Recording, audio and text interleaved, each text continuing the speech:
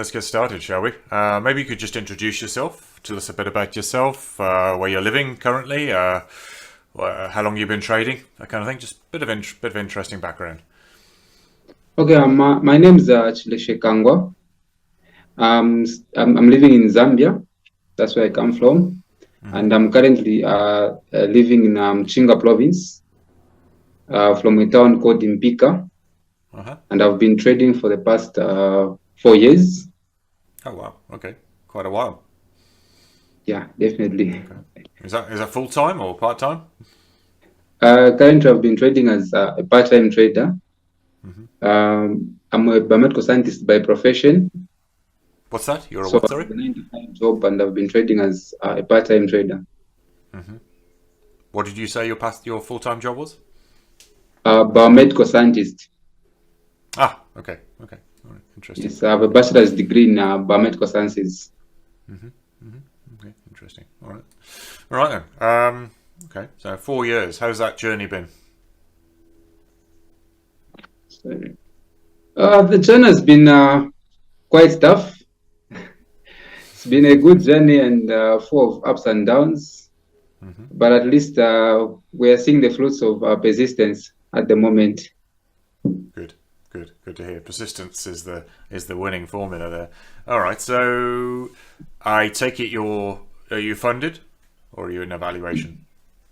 And, I'm currently on evaluation. I have two accounts. I'm funded, and also I have another evaluation which I'm in phase 2 right now. Great. Okay, good to hear. All Yes. right. So, what do you trade then? What are your favorite assets? So basically, I trade all the forex pairs. So I look at all the 28. I look at about 28 forex pairs.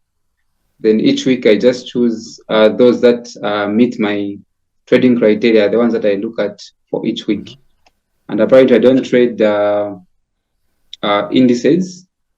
I don't trade gold. I just trade forex pairs, like all of them. Okay. Wow. So you monitor quite a few pairs. So you're looking at all sorts of majors, minors, exotics, crosses. Okay. So I presume if you're looking at that many pairs that you're maybe like a swing trader, are you? You're looking at a higher time frame? Yeah. Definitely, I am a swing trader.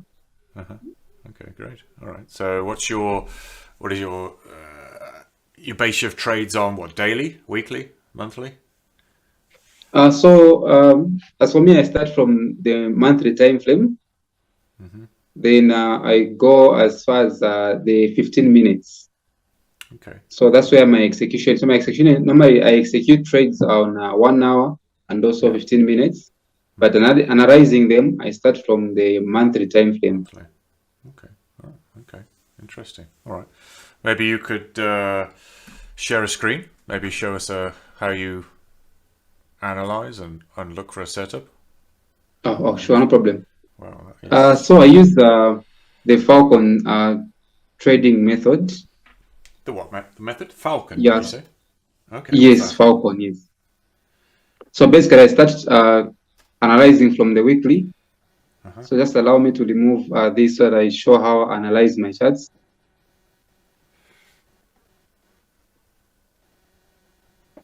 So basically, what I look for the previous highs and lows.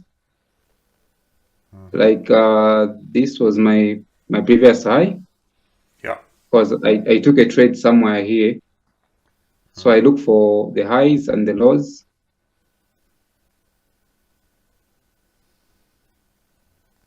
Okay.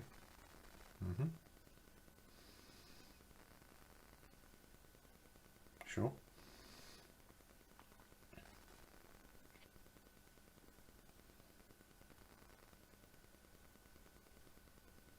Okay. So now this becomes my value area. Sure. This one here. Yeah. So I basically watch how price will approach at this point, the one that I've marked.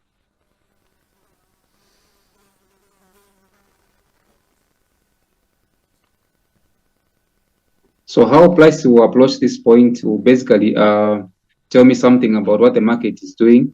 So I'll put these lines on a weekly time frame. Then I go down to the daily.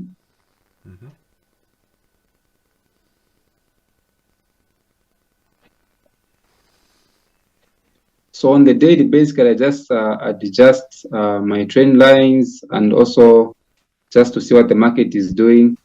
So I basically believe in the impulse and collection, the nature of the market, the way the market moves. So in this case, for me to take a trade here, I was looking at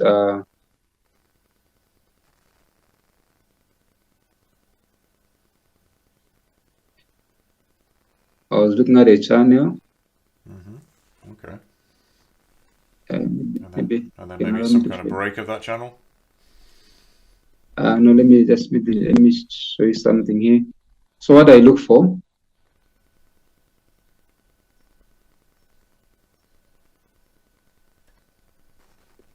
so these are my value areas. So I basically watch how price will approach these two areas. If it is moving from down, approaching the upper trend line, so I look for the third touch of a trend line. Yeah. So if price is moving like this, so this is my area of interest is on how the price will approach a third touch. Sure. Okay. So depending on how the price will approach the third touch, it will give me an idea on what I'm going to do about the trade. Okay. So what are you looking for at that level? So the price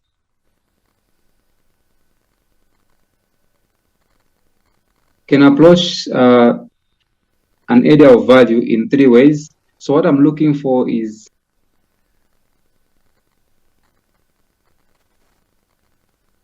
something like this. So if the price approaches an area of value impulsively in a moment, if the candles have got momentum, so if the price approaches an area of value impulsively, what I'm looking for is a pushback from the area of value, then a consolidation in form of a flag. Yep. Then I put a pending order. So this could be a bearish flag. Yeah, I see. So this is one of my approaches when the price reaches my area of value in an impulsive manner. I wait for a pullback, a pushback into the structure, then a consolidation in form of a continuation pattern. Then I put a pending order just below the structure. Okay, wait for breakout and then short. Okay. Yes, so I trade the break of the structure like that, and I usually put a very small stop loss, about 40 pips. So this is one of my approaches. If the market approaches an area of value, the one I'm looking at in an impulsive manner. So now there are times when the market approaches an area of value in a collective manner. If the market is approaching an area of value collectively, so if the market approaches an area of value in a collective manner,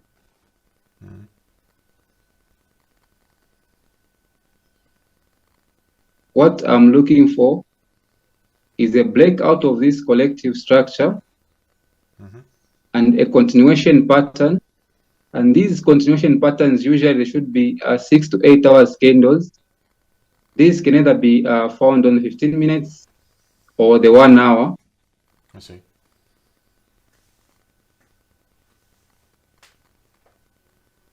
Then I put a pending order as well. Same as previous, sure. Okay. And also the last thing that I look for is, the last approach is when the market approaches an area of value structurally in a form of a 1, 2, 3. Since I'm looking for a 1, 2, 3, so the market sometimes can approach my last leg, the third one, in a 1, 2, 3. So we can also have this approach here. So in this case, the most important thing for me is how this third leg approaches this structure, how this third leg reaches here. So this third leg can also come into this area in a collective manner or impulsively. If it does come impulsively, I'll wait for a 15 minutes continuation and put a pending order. If it does come in collectively, I'll also wait for a push out of the collective structure, a 15 minutes or 1 hour continuation flag, then also put a pending order and take the trade. So I'll just show you from the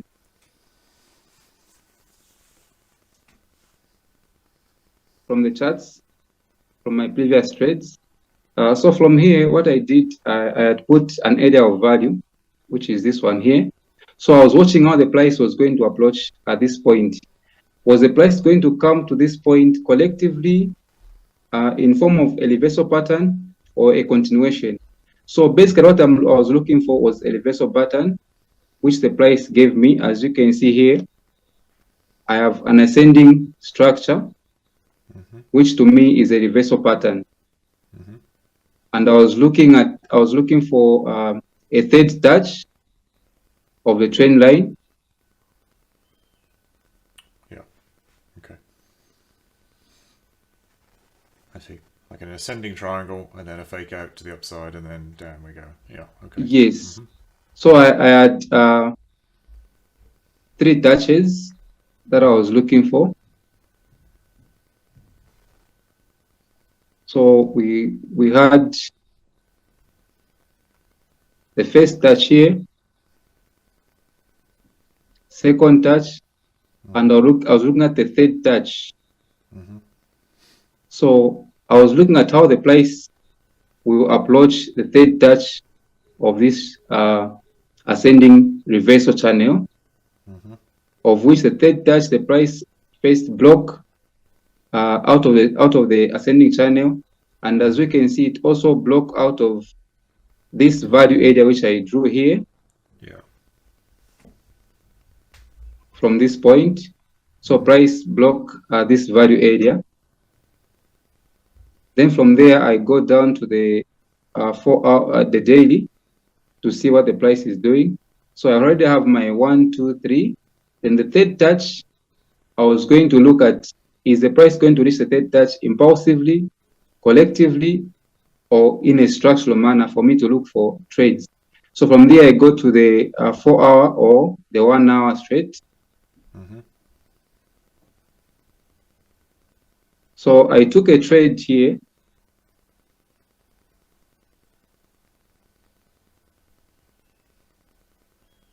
So price block this area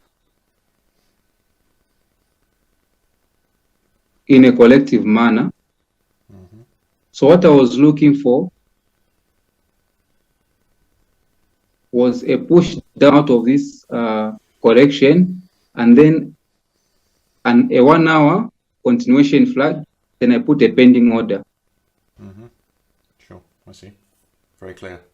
Yeah. So here is a continuation flag.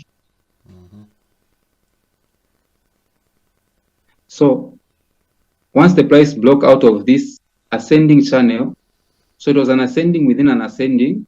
So once there was a breakout, I was expecting a continuation around this area in form of a structure. So this was a bearish structure, which the market gave me. Then I put a pending order.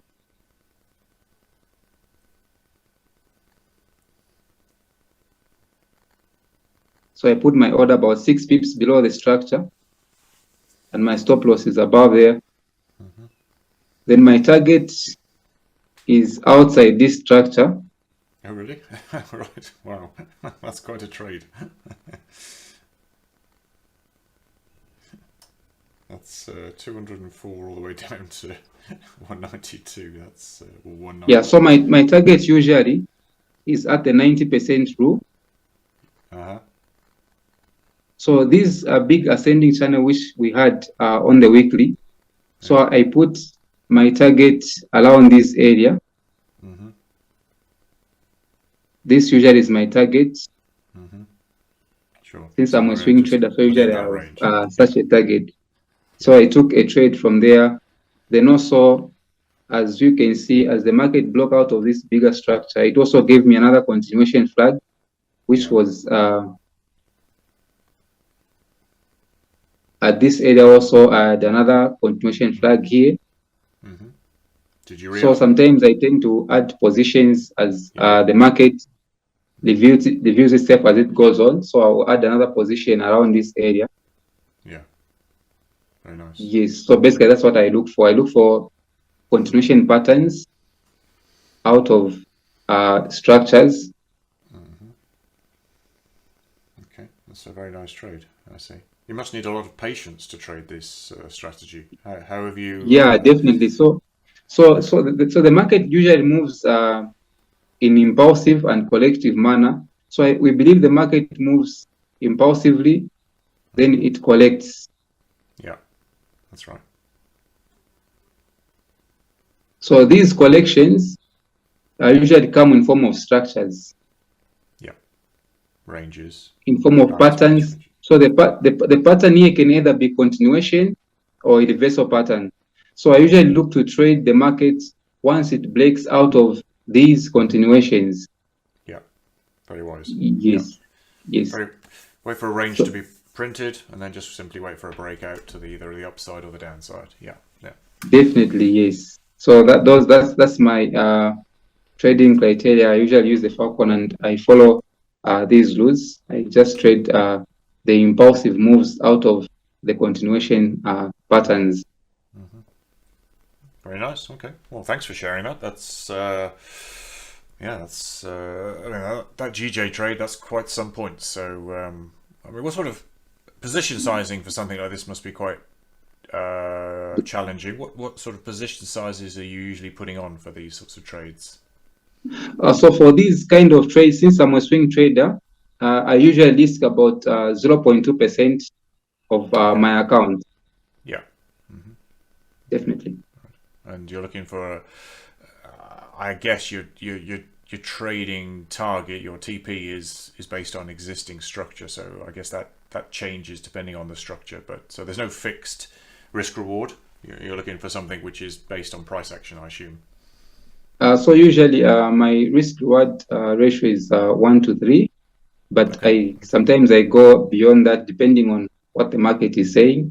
So since when I draw a structure like this, I'm looking at to take profit at the 90% through at the down of the structure. So sometimes it goes beyond 1 to 3, but my average usually is 1 to 4. 1 to 3. Okay, wonderful. Okay, great. Okay, well, thanks for sharing that. You can stop sharing TradingView now if you wish. That's great.